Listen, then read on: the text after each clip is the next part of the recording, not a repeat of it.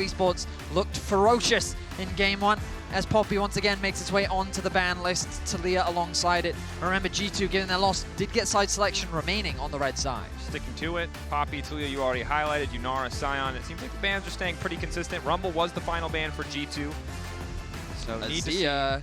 Very Trundle, high priority now. The other champion that Top Esports chose to ban in Game 1. So small adaptations now that we've seen the initial 10 champions removed, courtesy of the Fearless Draft. Oh, okay, so Zyban could indicate that Top Esports is thinking about a buy.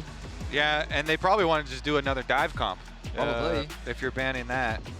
I mean, if you can dive. If you can run away with the early game again, no doubt dive is an easy way to close this second game out. G2, of course, this is the moment where the G2 fans say, hey, look, you were bad. Time to break that bad. Time to cook. Show us something new.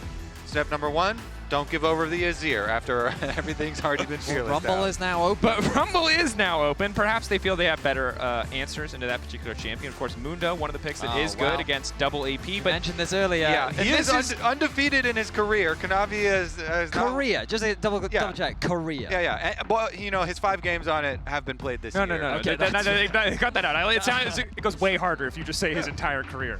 Ignore the fact that this champion has only jungled for the past, what, year and a half? Now locked in, though. And this is where it starts to get scary for G2, because you mentioned it, Kanavi, an absolute lethal threat with this. Rumble is still up and available, but we know, Vetty, Rumble is not the bread and butter of Broken Blade. It's been one of the #1 criticisms against this guy, as he isn't someone who plays Rumble. And luckily for him, Jace has fallen out of the meta, but that was the other one that people often talked about. Kanavi could do the funniest thing if Caps locks in Ryze. I'm not expecting it, but looks to be that is the direction that Caps is going to go. So with the Ryze locked in, it gives G2 a little bit more side lane threat, which they did not have in Game 1. I wonder what they'll consider pairing alongside it. We've seen Pantheon come through. Skewmond does prefer those more scaling type of junglers, a little bit more sit back and farm. Yeah, personally, when I have to play against Qiyana, I like people that invade the Qiyana, because Qiyana's first clear, it's very, very susceptible to invades. Mundo probably not going to do that though. Maybe they'll do a level 1 where they can flex though. They could get it's definitely a flex, and maybe they'll do a level 1 where they can get priority. But that is sometimes where you can like push Qiyana around a little bit, is in the early invades, because she does get fairly low. But most Qiyana players are pretty used to that now. Certainly are, of course, with Mundo locked in. You highlighted Betty's it as a flex pick for both Skewmond and Broken Blade, perhaps waiting to see what will get locked in on the top side. Of course, good into the Rumble, good into MR champions or AP champions generally, so kind of almost a preemptive counter pick if they do want to put it there. However, it does mean giving over to TES pick of the litter when it comes to top tier champions. We're in a situation where this is what I would have been scared of in Game 1, and they won Game 1, and now they're doing it in Game 2. As a longtime Clutch Gaming fan, I love Qiyana Rumble. This combination is explosive. So, hey, we let you into the West at the start of the cast. You're going to need to calm down with the niche references a little bit, brother. Fair enough. It's not going to be the Aurora lock-in just yet for Creme, and they're going to go for the Alistar pretty early here instead. And it is a bit safer with the Braum already out. Exactly. Question is, what can G2 now go for? Do they want to lock in their support? So this is going to be their answer into the Rumble. So the flex is going to disappear. Yeah. The Galio going to be secured for Broken Blade, means that, well, G2 definitely have a tanky front line, but Top Esports, they have a lot of damage. I guess they were hesitant to lock in the Aurora because they didn't necessarily want a heavy index in AP, but by securing the Alistar, they guarantee themselves at the very least some form of frontline and engage. And I do like how there's multiple like semi-globals here for G2, Realm Warp and Galio, and Mundo is a very strong scaling front line that can eventually get to the point where you can just walk straight at them and try and mark those very dangerous, slippery, low health members on the opponent team. So they're building something, I feel like, better, with more options at least than the first time around. Yeah, and in Game 2 champions like powered by Omen and HyperX, it definitely feels like G2 are more on the right course. Clearly TES very aware that they don't want to give away any AD carries with some mobility, some safety. Of course, the Rumble Qiyana Dream is kind of immobile backline threats. The Ryze doesn't have a dash, but he goes pretty quick most of the time, usually can get out of those scenarios. Do they care about like Ezreal? Well, the G2 care about Ezreal. That one's already off the table. I feel like that could have been a 4-pick. I feel like the Caitlyn ban makes a lot of sense because G2 right now are building very much a backline safe type of AD carry. The question is, what does Top Esports think that G2 is going to go for? Because Hans Summer, he's been very traditional in the AD carry sense recently. We haven't seen any of his Draven at all this year. He's been playing a lot more Ezreal, which they banned out themselves. So that Draven ban, like, it is a respect ban to Hans, but I'm a little surprised to see it just because it's not something that G2 has really practiced or played at all this year. I feel like TES are just saying, you know what? As long as G2 doesn't have lanes that are going to push heavily on us, like in multiple areas, they feel really comfortable in their own early game. So taking out a Caitlyn, taking out a Draven, some of the more aggressive options. I think Sivir could be good for G2. It would give them a lot of wave clear. It would give them the ability to have push in the bot side of the map. Instead, Bard is going to be the lock-in here. Rumble, of course, relatively immobile. Qiyana, absolutely not. Sivir as an answer. See, that was the thing I was concerned about. If you don't pick the Sivir here, you just leave it open for JackeyLove, and I feel like it kind of gives a lot of what Top Esports doesn't necessarily have, which is an easy way to control mid-wave. So now, JackeyLove, when he moves out of bot and into mid, he has a ton of wave clear, and it's very easy for the rest of his team to roam around. It's the angle here. I was baited by the hovers. I was curious about the Morgana. I mean, yeah, Morgana solo lane did get some buffs, but not really the game for it looking like this time around. Uh-oh. Yone, incredibly AD-heavy composition, high tabby value, but a lot of engage, a lot of backline threat again for Top Esports. It seems like this dive comp formula is one that they're happy to repeat. Yeah, I mean, as soon as they 1, 2, 3 ban out the Xayah, where they're just going to keep on going dive. The dive really worked. What is Hans Summer going to play that has some safety? You can see in the player cam, it feels like he's going through options. A face of confusion. Is this the right choice? It's like, how do I live? Lucian. I don't like this. Full disclosure, this man has not gotten his international Lucian license. Very few people in the West have. Now, if there was ever a game to change it, this is one. But this is a champ that we've seen, even if it gets small lane advantages, even if it's okay at one item, a lot of teams really struggle to work. It's not just about the Lucian. Everyone on the team has to be ready to play around this pick. I really didn't like the prioritization of the Bard, especially with the Sivir open, who now with the spell shield has just a really nice time into the Bard. You're also just... I do think it gives you early lane pressure in the 2 versus 2 because Lucian Bard, at the very least, the double range means that you can bully out the Alistar. But once Sivir gets a few levels, that wave clear is not really going to be too perturbed by what this Lucian Bard brings. And I'm also just concerned, like, Lucian is inherently quite short-ranged. And while, of course, there are a number of champions on G2's side that want to just kind of run at Top Esports, I feel like you don't necessarily want to make it easier for a Yone and a Qiyana to threaten you on the back line. I feel like G2 is kind of caught as to what to go for on the bot side of the Rift, and I think Top Esports should be very happy. They've got so much team fight power. They have easy ways to play around their lanes. I think Kanavi has great options. And yeah, I think this is a great game for Top Esports for Hung and Kanavi to really take over the Rift. G2 are clearly in a very defensive mindset. You know, drafting like the Galio counter engage and the Bard, counter engage for themselves as well. But where's the attack? Where's the, the threat actually going to come from here? If you're looking down this G2 side, are you really scared of any of these points if you're looking at it from the point of view of TES? I mean, maybe the Ryze mid, maybe Bard goes, roams mid a lot, and they are able to work off some Ryze pushing mid. It's a good question, Kobe. But my question is, have people at home got their drops? Because remember to log into your Riot account on lolesports.com. No one's going to kill each other in the first 30 seconds. Hopefully I don't cast a curse that. So if you're watching Worlds, you can watch live to earn exclusive Worlds emotes, icons, and capsules. Check it out. Get some free stuff. And if you're an EU fan, it might ease the suffering of that first game and transition to you into a very optimistic game 2. Although with this Lucian, I think we are still left scratching our heads. I do like this kind of aggressive level 1 positioning for G2. They see the defensive ward go down, and they have a sweeper. So at the very least, they can get a tiny gold lead. They're ahead. Boom. For me, a lot of this game is going to come down to how much presence Caps can have on the map. He is a player that typically does like to roam. Domestically, we often said that Jojo was the best laner in Europe, but Caps was the one that just always had the best map presence. The fact that he was always finding good angles to impact the lanes, and he's going to be very capable of doing that on the Ryze. This time, though, Hans and Labrov need to have a better 2v2 bot lane. Excellent stun on the Cosmic Binding, making things Pretty solid early on. Of course, JackeyLove really just focused on clearing out that wave. Alistar level 1, notoriously weak. Bard level 1, pretty dang strong. It's been hit a lot over the years with nerfs, but you have the passive, you have the Q. You can do some decent damage on a JackeyLove as Labrov just keeps landing these stuns, forces the flash out from JackeyLove. Okay, there's my answer. I'm scared of the bottom lane because... Guys, I love Lucian. Like that.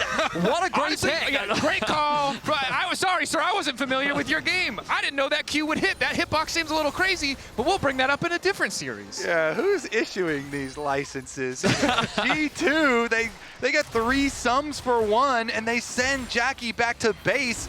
All he can buy is a refillable potion. He doesn't have TP this time around. Hans was already forced back early on, level 2, level 3 in that game 1. G2 off to a much better start. And Labrov is going to make it even worse. This is so good because they did the level 1 and they had the vision. They knew that Kanavi is clearing up towards top side, so they could just straight proxy Jackie to level 1. You're going to stay level 1, buddy. JackeyLove has to be Lost frustrated. everything. He lost it Level all. 3 from Labrov. Can't sidestep as the initial Q connects. Hansama only level 2. Is able to proc the press the attack. JackeyLove so damn low. Skewmond starting to walk down. TES imprisoned under this bot lane tower. If they go anywhere else, they will fall. And if they leave, they will fall Jackie even needs level further 2. behind. JackeyLove desperately needs access to the spell shield, but it looks like Skewmond might just start to walk him down. Knockup is there, but again, Labrov 3 for 3 on the bindings. Hong though clutch as he fires back. Ooh, G2 barely get out alive with the other 2 members. Mid though. Caps caught out, procs the phase rush, starts to run, will be able to make it away. Hung on the way into trying to finish off the run. Q, flash, slowed down. Skewmond getting a little bit more damage. Down goes Hung. He wanted to turn it back, but G2 find another. We wanted to see a better early game from G2. Well, this is a damn sight better than compared to game 1. Kanavi trying to do something in the middle lane, trying to put pressure on the Caps. He walks that off as chaos ensues in the bottom lane. And then Hong has an embarrassing play right there, going for Labrov, who has flash up. Got to keep track of these cooldowns here. And so the bottom lane for G2 massively accelerated, including the Mundo here. The famed triple ruby crystal buy. Huge. What was crazy about that bottom lane play as well was I thought that Hung's knock-up onto 2 was going to be the difference maker because G2 would have had to tank an extra tower shot. But it was Skewmond that ended up tanking the tower. He then got punted out by Hung, which means that the tower aggro reset, ultimately allowing Hung to get that kill onto Hansama. But still, look at that CS discrepancy between the 280 carries. 33-7. And Sivir might have wave clear, but that hinges on her having money. And right now, she is very broke as Labrov continues to be a thorn in the side of TES, laying down early vision with the control wards. Luckily for the TES bottom lane, Kanavi is here to cover, but he hasn't canceled the recall yet. JackeyLove only at level 2. And this is one of the things about Lucian, right? This is why we saw him as a mid laner or a solo laner. If he builds these individual leads, he's just another mobile champion that can dive, that can force and push these advantages. Kanavi's here for the counter, but Caps is coming down. This would be a 4-person move from G2. Skewmond in the river. That's all of his abilities. They see Caps now. Able to make it out. Extra bit of movement speed coming through to keep him safe. TES still imprisoned under that bottom lane tower, and it's Q for Skewmond to start up the Drake. This is just so big for G2 game plan here. They can play all their resources down to the bottom side. You want to leave the Galio isolated versus Rumble anyway. You just continue to stack dragons, have Ryze constantly hovering to gank on bottom side, and Skewmond keep on clearing from top side down to bottom side here, scaling up on the Mundo as well. Plus, this also gives your Bard so many extra roam timers. And I think a collective sigh of relief from the G2 fans and maybe one of anxiety from the TES fans, because remember that game 1 was a stomp from start to finish. I do not think there was a single moment where G2 were in control, and game 2, just a couple minutes in, already swinging heavily in the favor of G2 Esports with this game 2 draft. We had questions about the Bard, but I'm running out of questions, and JackeyLove's running out of health. Nice play there, as the TP will come through from Hung to quickly get back to the safe, or come back to help his AD carry. JackeyLove only just now cresting to level 4. Hansama close to level 6. These levels are so valuable in the early game, and that's only made worse by the fact that there's a pickaxe in Hansama's inventory. This is the first time I will maybe have seen a bot lane Lucian cull a level 4 Sivir, which is terrifying for TES. And I mean, if you go all the way back Hansama, his main criticism used to be that he could only play aggressive AD carries. Sure. Like, Lucian, Draven were kind of his go-to champions right at the start of his career because lane dominance was what he was all about. But Top Esports looking to finally answer. They've brought 369 down to the bottom lane. They want to try and alleviate some of this pressure. The wave is in a good spot for him to catch as well. But I imagine G2 is going to match that swap and then look to contest the grubs. Already have begun as the resets come through. Additional bit of speed coming in from the portal, courtesy of Labrov, as Hansama sprints to the top side. Happy to have that isolated 1v1. The pickaxe, a massive difference, as is almost 1.5 levels of XP in the favor of Hans. And you highlighted it so well. Aggressive at the start, and then in recent years criticized for passivity, for being a passenger often when other G2 players were carrying. But that hasn't been the story in 2025. Hans, a player who has stepped up alongside the rookie lineup, but now looking at Labrov, Craps in Labrov, not going to be able to find the root initially. I said Craps on accident. It happened. It happened. I don't want to talk. I was like, hey, he hasn't done anything bad yet. Well, don't make me talk about the What did you call Gumayushi, Kobe? Should we bring that one back up? You know, It happens. That was a nickname of endearment, you know? Honestly, though, G2 progressed the game plan pretty smoothly here as Skewmond level 6 on Mundo just farming away. And with the extra grubs as well, you know, he got second Skeletal Crab, so he got that extra leverage over Kanavi. Then getting the grubs as well is just so nice for this champ. G2, happy to have all 3 Void grubs. And again, TES, we saw what a dive comp looks like when you get these big leads early on. But obviously when you fall behind, it gets a little bit more difficult. You can't be as liberal with those cooldowns. You really need to be hitting these multi-man equalizers. You need to be connecting the Fate sealed from Creme. Now in the mid lane, they've managed to connect an initial bit of CC, but Caps, again, just making the most out of the phase rush. They don't find the initial knockup or lockdown. So hard for TES to finish the kill. Does cost Caps his flash, but he's just going to have to play a little bit more defensively. Look on the minimap, though. Moving into that fog of war. He does this often to try and exude that map pressure. Skewmond is hovering around, and this time it's not fake pressure. He has the ulti available. He's been spotted. Cap spotted JackeyLove on the run. Now realizes there's really nowhere for him to go. The last bastion of safety. TP not quite there for Creme. TP not quite there for 369 as the Colon comes out onto JackeyLove, getting lower and lower. The heal already popped. Caps waiting off to the side. Skewmond tanking the tower, and the TPs are now coming in. That's the feat of warfare for G2. And the portal out! A flawless heist on the top side. The equalizer. Too damn late. 369 waves goodbye to them as G2 mission accomplished. Tower dive successful and early game won. Broken Blade moved from bot lane into mid. Kanavi working with Creme to try and find a pick, and they will get the flash out from Broken Blade. So a small win for Top Esports, but we look back at this dive, and I mean, it's just a numbers advantage. The level difference is too much. JackeyLove takes so much damage initially from the culling alone, and then Skewmond gets one, throws the briefcase to close that case file as he gets away to safety. And now we return back to live as Caps has found Hung. Straying way too far forward. Thought he had an angle. Thought G2 were resetting, but punished for his hubris. Putting him out to pasture. Where's Hung going? Trying to get solo vision? Kanavi had finished Krugs down there. That was a solo mission from Hung. Definitely a rough one from him this game. So much of a better look from G2. Clearly they came into this one with a laid out early game plan, and they have executed on that game plan straight from level 1. I would say, even if you cooked up this game plan, though, it probably went even better than they expected, being able to zone Jackie so much. Proxying at level 2, I don't think was part of the initial plan. I mean, we were skeptical. I especially said, like, I didn't like this Lucian pick, but, like a large part of it, well, a whole part of it is you need to be leveraging your early push in the bot 2v2. And after game 1, where Hansama just straight up got bodied by JackeyLove in the matchup, to come in game 2, brush that one off, and then have a performance like this, a massive glow up for this G2 bot lane. They're continuing that pressure. Level 8 Hansama to level 6 JackeyLove. He's being completely zoned away from the farm. And you can see they're committed to taking Jackie out of this game. They've ignored topside in 369 entirely. They're happy to give him isolated gold as long as they can take it away from JackeyLove. Yeah, this is something that G2's doing a lot this game.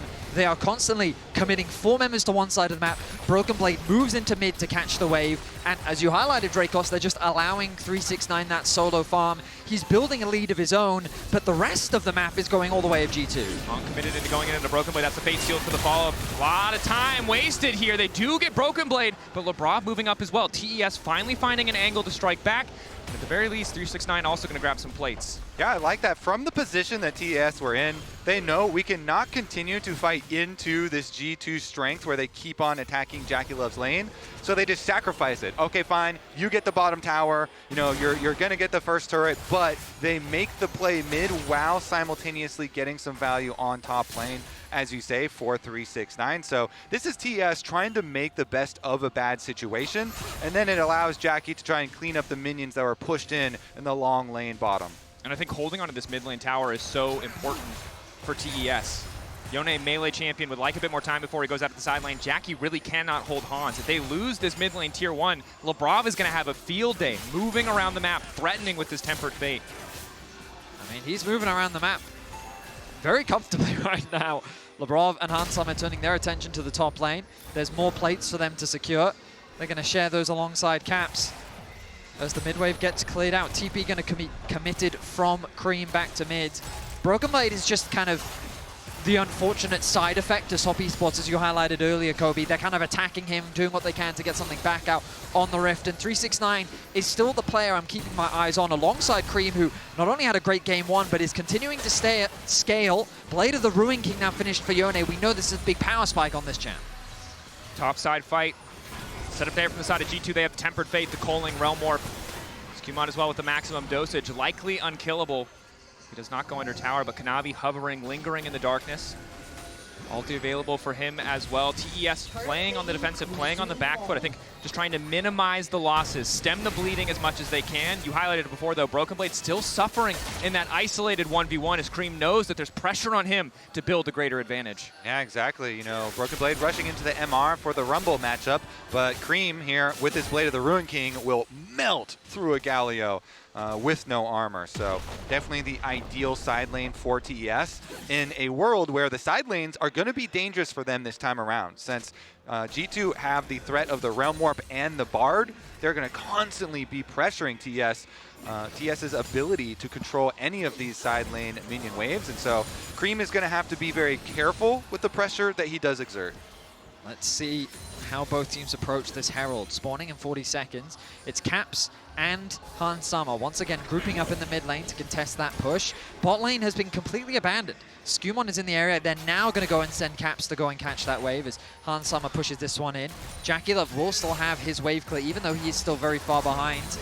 But it's all in setup and preparation for that top side. I will say that bot vision has kind of been littered across the map from Labrov. He's got great deep wards everywhere on the map. Kanavi on the flank, though. Hans Sama caught out for a brief moment. Creme finds him isolated, and Hard reads the play. Hans Sama, name changing to Dr. Seuss after that one. Creme demolishes him. Oh, Kanavi ultimate wraps around and hits them both. 2 quick kills for TES, and they get the shutdown as well. Creme gets paid.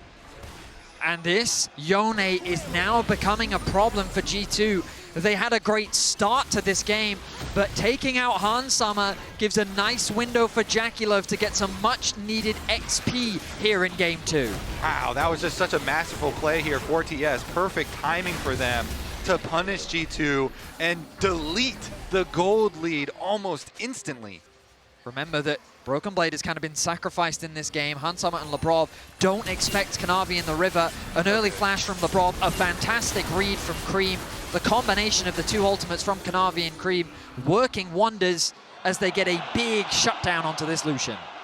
And we know how crucial Kanavi is for this team's early game. It was a bit quiet. The map fell apart too soon, but even despite that, he and Creme have found a way back in this game. Only 500 gold now separating this team. And Kanavi, of course, on this Qiyana. There's a reason teams take it away, and G2 learning that firsthand. And all the money, you know, going into Creme is exactly where they want it to be able to funnel into this Yone and have some huge threat. Dragon, though, stacking is still available for G2. They're starting it out very quickly. Broken Blade walking over. Galio ultimate ready. Eyes on Hans Sama and the Culling. The most fed, individually powerful member of this G2 lineup. He has to perform in the fight. It's the flank for Broken Blade for now. 369. The ulti combo is real from TES if they can find the angle. Kanavi moving forward, Hung getting chunked out, taunt off to the side. Kanavi uses ult, it's the drag down for TES. They no longer with the fight, they want to get out. Quick fate sealed from TES, but now the Realm Warp in. G2 moving forward, the suitcase connecting onto Creme, but they don't quite find the snare. TES retreating well, getting the initial objective. Their fate now tempered. JackeyLove locked up, surely the Sivir falls here, but it's a quick flash back, and G2 walk away empty-handed. Anti-synergy there. Labrov ultimate actually hits the stasis onto Jackie just as Broken Blade got a taunt onto him. So then it times out, and as soon as they get out of the ultimate, he can flash away. So G2 are unable to catch anyone on the way out. You can see that G2 was so hesitant to force that engage. Now Hung may have found a nice angle onto Caps. Caps, no Realm Warp, and they know it. Kanavi here as well, the Profane Hydra, a lot of potential burst damage, move in, reset on the blade, Terra shape, grasp to try and finish it, the Ishtal's edge, knocking down Caps. And just like that, Top Esports have eliminated the goal difference. All of that advantage that G2 had managed to build disappears as 369 with a 1.4k goal lead over Broken Blade. Hans Summer still with his advantage, but JackeyLove not looking as weak as he did in the early game, as Kanavi and Creme are making magic happen on the Rift. Yeah, I mean, TS, they wipe out the gold lead. They also put a stop to the dragon stacking, stealing that one, and putting themselves into a very comfortable position to now be able to pull off this big wombo combo of a team comp that they do have for themselves, especially with 369 having such a gold lead here from the early stages. The Rumble Ultimate, since you're going to have Alistar, Yone, and Qiyana setting up this Rumble Ultimate as solo AP, 369 is going to burn. And 369 building for the team with the Cursed Orb, getting that healing reduction so that Skewmond can't be this massive threat. Again, so much physical damage. 369 the one source of magic damage. He knows how important it is to stop Skewmond from running amok, even if the initial dive looks promising for TES. Yeah, I mean, even though Jackie's super far behind, they've got a Blade of the Ruined King Yone and a Leandri's Rumble to be able to roast through the Mundo here. Skewmond did go very heavily into armor, both the crit reduction as well as the tabbies, and getting the minus damage on auto attacks. So 369 still gonna kind of burn right through him. Difficult position for G2 now. You have to feel that the ease of execution favors Top Esports. Hansama really needs to be on his A game, cannot afford to get caught again. You highlighted it already, but JackeyLove, from being zoned away for so many of the early levels to now comfortably catching waves and farming in the mid lane. Definitely not what G2 were planning for, as Kanavi caught out for a moment. Ulti keeps him safe, connects onto two! G2 thought they had the angle, but TES turn it right back. Hong going through the wall, looking for the setup. Initial binding going down, Redemption coming in to heal up G2 as they're ready to turn it back. Broken Blade there to cover both teams. Fist fighting for control. Ulti in from Creme goes completely wide. He's forced to snap back, but the root is still there. G2 holding on. Kanavi keeps finding these crazy plays. That should have been the bot lane of G2 dead once again, but the Bard just barely getting them to safety. The Blast Cone just barely getting them to safety. Hung, he steps a little too far, and it ends up costing him. But my goodness, Kanavi continues to be terrifying. I think this is the second time where Hung really wanted to kill Labrov and went for a kill, support versus support, but yeah. Ends up giving over one. And G2 take the opportunity to start up the Otacon. I mean, they've got the earlier route over here, much quicker approach for G2. TES, it might have to be a steal. Know that Qiyana with Rock Element, though, is so good at stealing objectives. Waiting on that cooldown for the Terra shape so you can get the double Q off. 4K. Don't let him in. Does he want to risk the 50-50? The answer is yes, but Skewmond connects with the smite, secures the Otacon for G2. That's huge. That's flash off of Kanavi as well. No flash on the Qiyana. And went in with Grass, hoping that the invisibility is going to buy him time to get a better smite. Timing for himself. Getting the kill, getting the Otacon, and getting that flash, all critical wins for G2. An ambitious play comes through from Kanavi. It ends up falling short, but G2 find themselves with an advantage once again. Game 1 was Top Esports in full control from start to finish. Game 2, G2 get out the gates with a really nice lead, but Top Esports are punishing these positioning mistakes from G2, finding picks where they can. Now, though, it feels like with the Otacon gone, we're kind of in this neutral mid-game where it'll ultimately come down to execution from both sides. Hans Summer is so fed, working towards what I imagine will be the Infinity Edge. And once he gets it, my goodness, will this Lucian be scary. That he will, as Hung cut out for a brief moment, but it looks like he's turned it back onto Labrov. Thought the portal would keep him safe, but it did not. Mundo passive removed, won't be able to pick up the canister, means Skewmond is vulnerable. Heart Zapper there, forced to use the maximum dosage, starting to heal out. The taunt still connects onto Creme, but an excellent equalizer to zone away Han Sama. Healing reduction does mitigate some of it. This is about half HP. TES now retreating. They've burned so many ultimates. Keep your eye on the Fate's Healed. Creme on the flank, but he's not going to be able to get much done. His Caps is already looking to take things over, but the ulti still hits! Creme in the clutch, trading 1-for-1. Skewmond and Caps blinking health bars against 4 standing members of TES. Incredible triangulation of the engage from Creme onto Han Sama, taking him out. Caps is the fearsome member of G2 still left alive, but with the teleport, TES will force them off the objective. Labrov inbound with the Tempered Fate, but it does look like TES will tie up the Drakes. 369, not going to follow the magical journey. But TES getting what they came for, securing their second Ocean Drake of the game, as G2 forced to retreat to the top side of the map. G2, they need to be so much more aware of Top Esports' position on the map. Caps, he's setting up a bit of a trap here, looking to see if he can catch out Kanavi. But remember, that play started with Labrov just dying ahead of the Dragon fight. He's sitting with Skewmond thinking that he's safe enough to get this vision control, but after he gets caught, it then just becomes a guaranteed numbers advantage. It did cost Kanavi his ultimate, which then made this ensuing fight very, very difficult for them to play. And great patience from G2, but ultimately Creme will find such a masterful ultimate that ends up swinging the fight in Top Esports' favor. Yeah, Jackie, though, has to flash away. Caps trying to follow with his own. It actually got kind of dicey for them at the end, but here it is. Creme, he finds it, ease over, ultimates through, and he trades his life for Han Sama, allowing the rest of TES to control the bottom side of the river.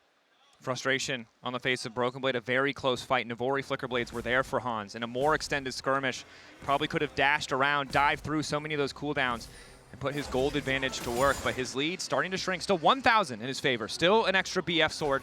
But keeping my eyes on 369, the Rumble continues to benefit as JackeyLove has been caught out. Skewmond finding him. Kanavi's ulti not doing a damn thing. Mundo going where he pleases. The ulti from the Bard not quite connecting.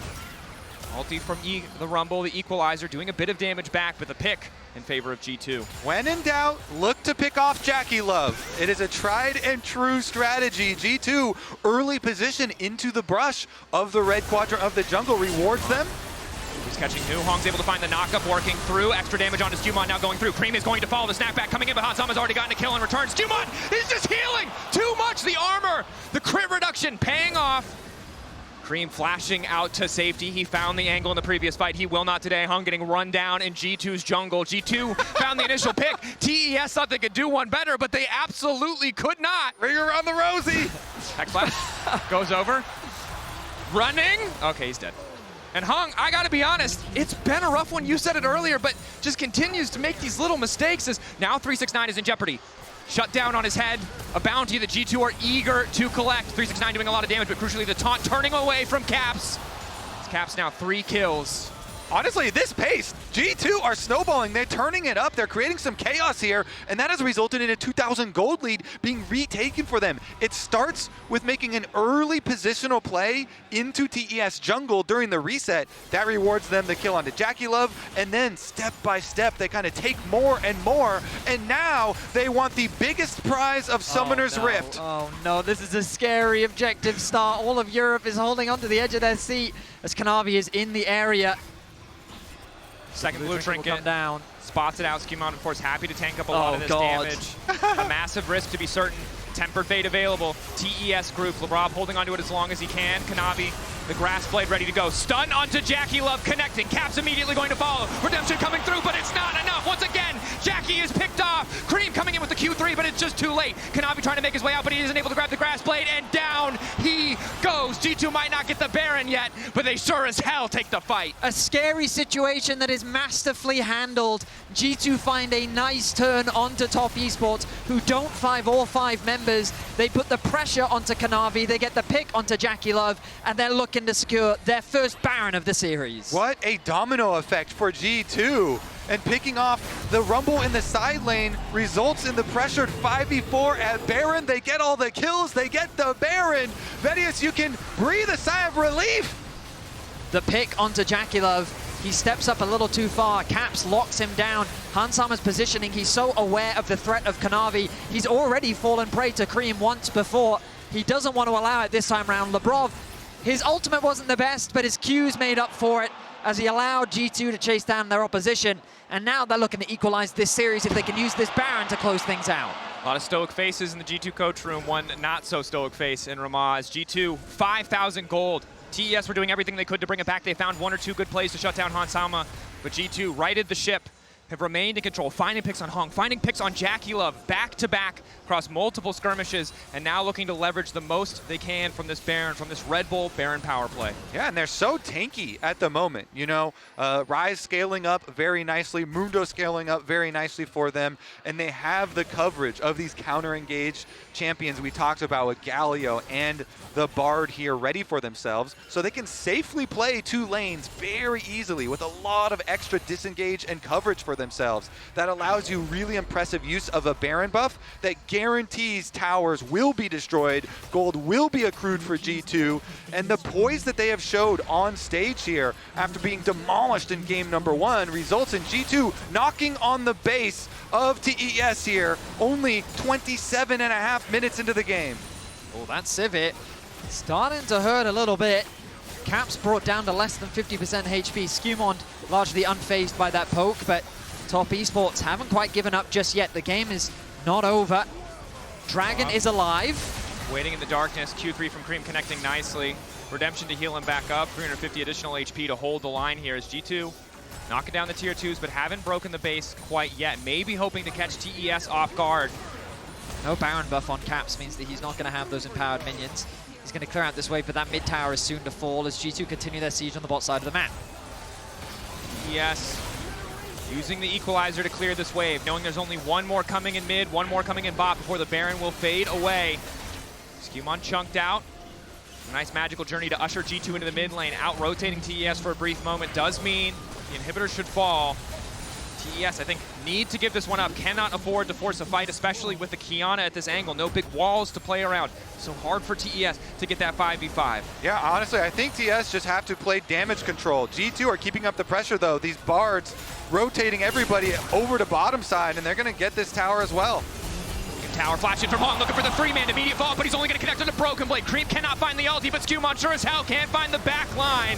G2 moving through, but Kanavi found the shutdown. In the meantime, the healing now going in. It's a jungler down, but Hanzama is dead as well. JackeyLove and 369 needing now to hold the line. 369 moving through. JackeyLove in the mid lane. TES a bit over-eager on the force there. G2 happy to punish as Creme manages to find the knockup, continuing to poke at G2. And in the end, it'll only be the second inhibitor as G2 set their sights on their third dragon. I mean, credit to Kanavi. The fact that he's able to continuously find these kills onto Hanzama speaks to how good he is on this champion. But the gold gap, I feel, is just too big right now. Flashes came through from G2 to disengage from that scenario. The Galio ultimate to zone the rest of Top Esports away meant that G2 could secure their second inhibitor. They'll put themselves onto Soul Point, and they'll hold on to the lead for now. Yeah, TES, they don't have damage to kill Mundo at the moment. They either need more damage out of Jackie or they need some more damage from Creme. Here's another look at the engage.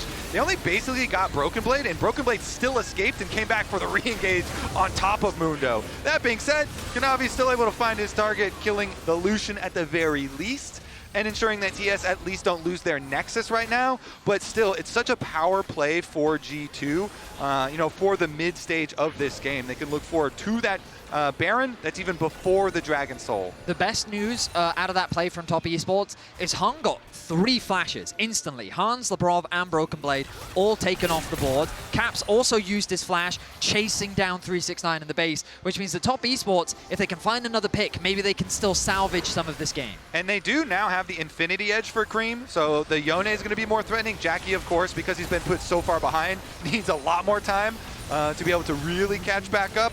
And so G2, they're not going to give him that time. 2 inhibitors down, and they're coming for the third. G2 looking to keep the pressure up. 369 uses the equalizer to clear the wave, and they've got Creme split pushing in a side lane. Knowing that G2 don't really have the threat to full commit here. They have the Bard ultimate. They could use it if they want to try and force a dive, but G2's engage isn't the quickest. They are quite reliant on Skewmond just running at his opposition, maybe Caps landing a root. Good damage comes down onto Skewmond.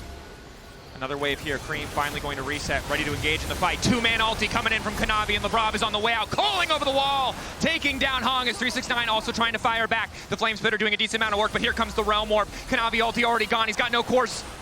Make it out of this one. The Grass Blade keeps him standing, though, crucially. Flashing from Creme. This time, Ansama's got the movement. Manages to make it out of the way with the Relentless Pursuit, and now Caps chasing down the remaining members of TES. G2 firing back in this game, too, and they may just look to end it here. G2 bounce back in a masterful way. They stick to their comfort. Kanavi, decent start to the fight, but it's just not enough. You said it, Betty. A masterful bounce back. We had questions. G2 had answers. The series tied at 1-1.